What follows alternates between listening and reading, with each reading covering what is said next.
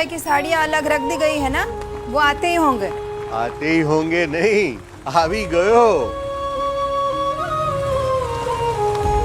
जय स्वामीनारायण राधा बहन। जय स्वामीनारायण नीलेश भाई।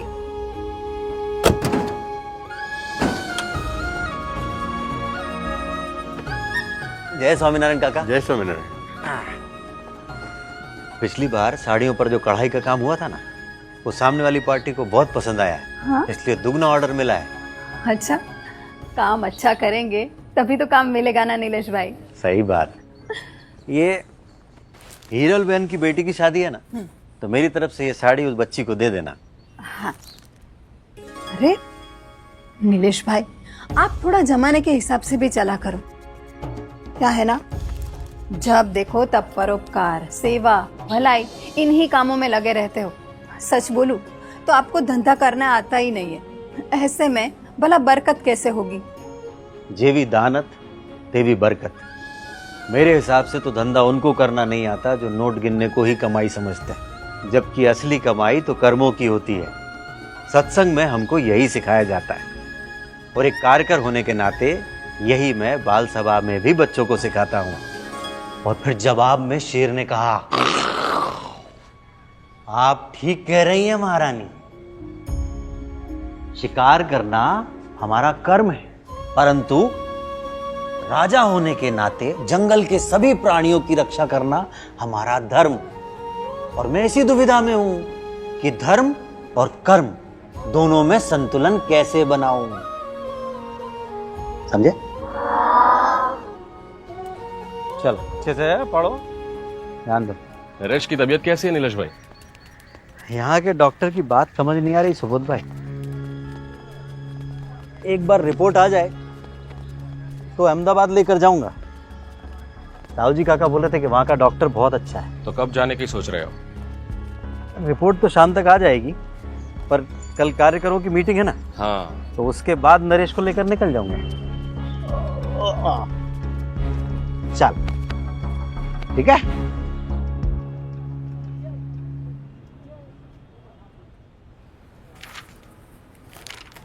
नीलेश भाई, मुंह का कैंसर है, वो भी लास्ट स्टेज का। तंबाकू गुटखा खाएंगे तो देर सबेर ये तो होगा ही। नीलेश भाई सोच लीजिए, कीमो, ऑपरेशन और बाकी सब कुछ मिलाकर 8 से 10 लाख खर्च हो जाएंगे। आप इलाज शुरू कीजिए, पैसों का बंदोबस्त मैं कर लूंगा।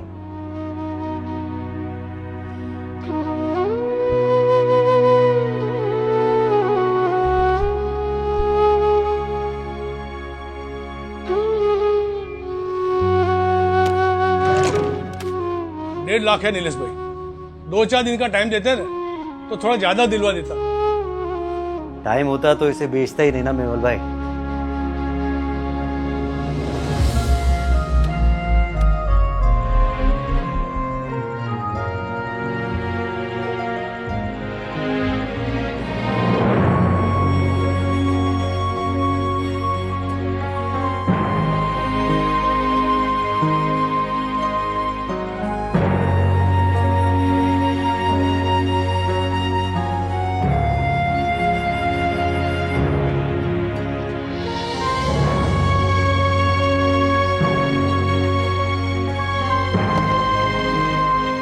हाँ अशोक भाई, हाँ नरेश को ऑपरेशन के लिए अहमदाबाद लेकर जा रहा हूँ।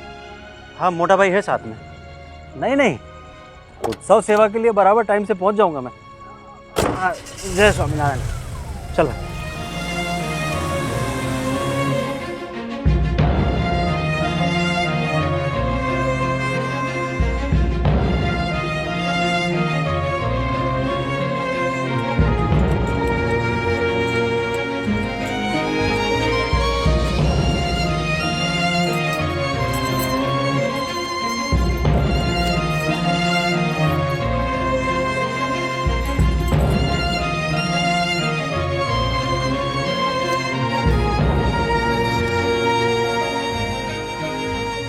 जय स्वामीनारायण राधा बहन।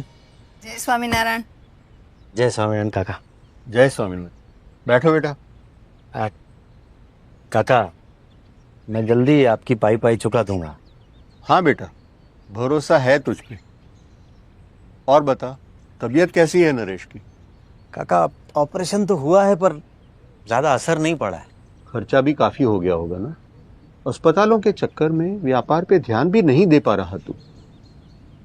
एक बात बोलूं बेटा, जो जहाज डूबने वाला हो उसकी मरम्मत पे खर्चा नहीं किया जाता। जहाज और परिवार में यही तो फर्क है ना काका। जहाज डूबने लगे तो इंसान जान बचाकर भाग खड़ा होता है, पर परिवार डूबे तो हाथ थाम कर खड़ा हो जाता है। चलो ठीक है, भाई की सेवा की बात तो समझ आई, पर बाकी की सेवाएं तो बंद कर। उससे क्या मिलता है तुझे? काका मुझे क्या मिल रहा है ये तो मैं नहीं समझा पाऊंगा। बस इतना समझ लीजिए, जिस तरह आपके लिए सांस लेना जरूरी है उसी तरह मेरे लिए सेवा करना। मैं BAPS का कार्य करूं और सेवा ही मेरा जीवन है। हाँ, अब अच्छे से याद रखना है। ज्यादातर बच्चे मंच पर पहली बार प्रस्तुति दे रहे हैं, तो बाल सभा में जो बच्चों ने सीखा है वो ज्यादा से ज्यादा लोगों तक पहुंचना चाहिए। उसके लिए हम लोगों को एक एक के घर खुद जाकर निमंत्रण देना है।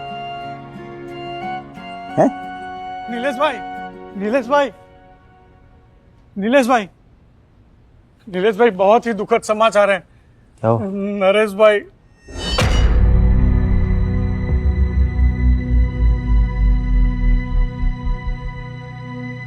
मैं स्वामी जी से बात करता हूँ। हम परसों के बाल परण का कार्यक्रम अगले सप्ताह। सांसों को तो एक ना एक दिन रुकना ही है, पर सेवा चलती रहनी चाहिए। परसों का कार्यक्रम परसों ही होगा।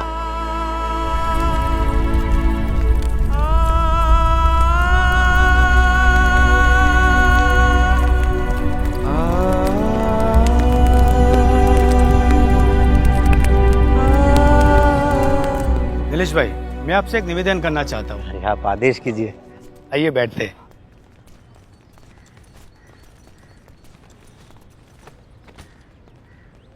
नीलेश भाई, आप संस्था के कर्मठ कार्य कर रहे हैं। जी।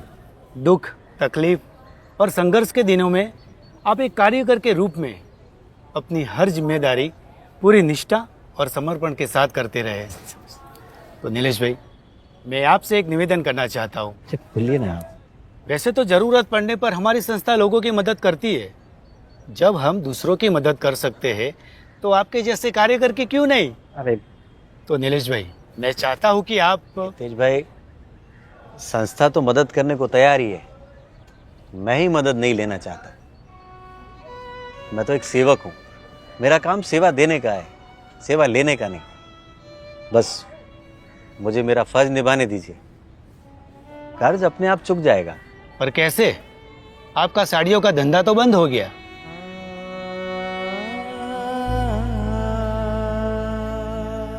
ताक ले लो, आलो, गोबे, दे, ताक ले लो, ताक।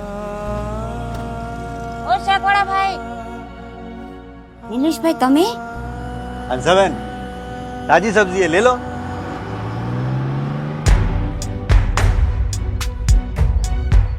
हम BAPS के कार्यकर, ले लो, BAPS आलो, वेंगड़े, दूधे। हाँ, सरस છે। हाँ, बहुत सरस છે। हाँ, बाल सभा की तैयारी हो गई। हाँ, जो नए बच्चे आए उनकी सूची तैयार कर लो। लो भाई। हम BAPS के कार्यकर, हम महंत स्वामी के कार्यकर।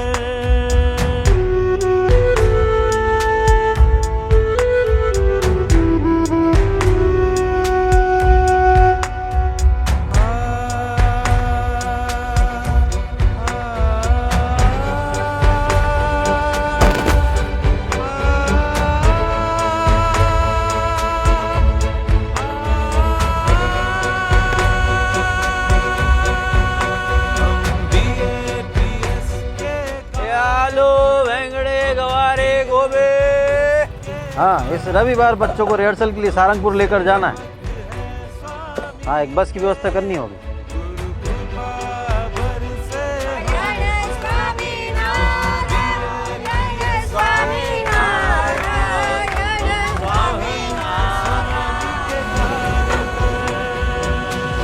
नीलेश भाई, हाँ ब्रदर। आप हर शाम 4 से 6 बजे के बीच में यहाँ मंदिर के सामने अपना ठेला लगाते हैं ना?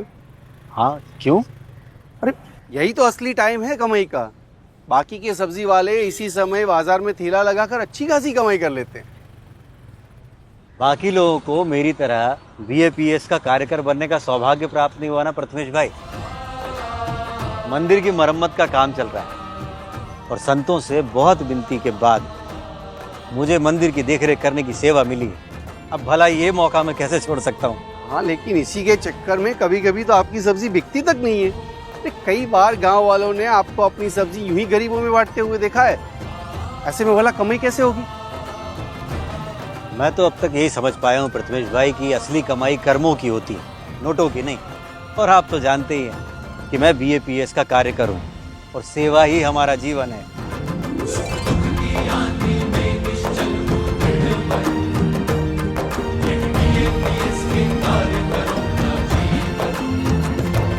इतनी विपरीत परिस्थितियों में भी नीलेश भाई का स्वभाव कभी नहीं बदला।